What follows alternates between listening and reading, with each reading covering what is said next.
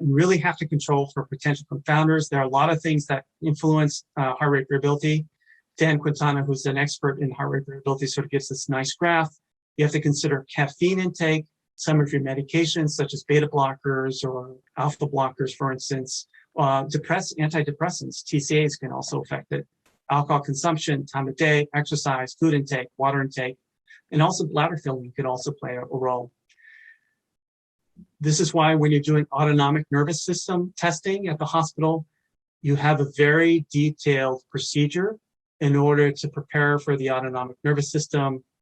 You have to, stop a lot of these medications 48 hours before, some of it 24 hours beforehand, no alcohol and a G6 12 hours before, and the morning of, no support stockings, no corsets, no confined clothing, and then 3 hours before, no nicotine, caffeine, and food. So you have to take these into consideration when you're doing research, when you're incorporating heart rate variability.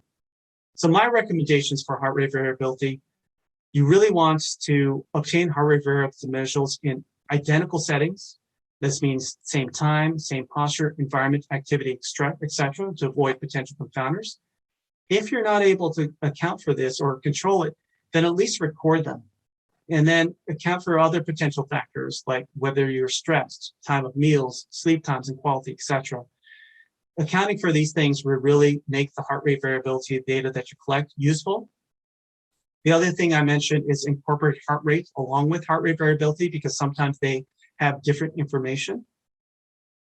And the final thing is, the next to last thing is, it's better to choose within person versus between person analysis, because there's a lot of variability that happens between individuals. So you want to follow variability over time.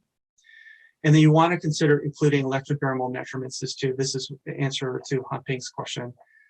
You could use the skin conductance measures as another way to assess sympathetic nervous system. So the final summary, 1980s and 2000s saw major advances in cardiovascular care.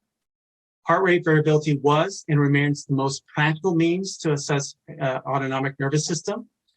Heart rate variability lost its prognostic usefulness for post-MI mortality with the advent of modern cardiovascular care. But, however, it still may be useful for diagnosis of diabetic autonomic neuropathy and overall autonomic function. And many factors influence heart rate variability. Accounting for these factors will influence or improve your heart rate variability usefulness in your research. And then that's it.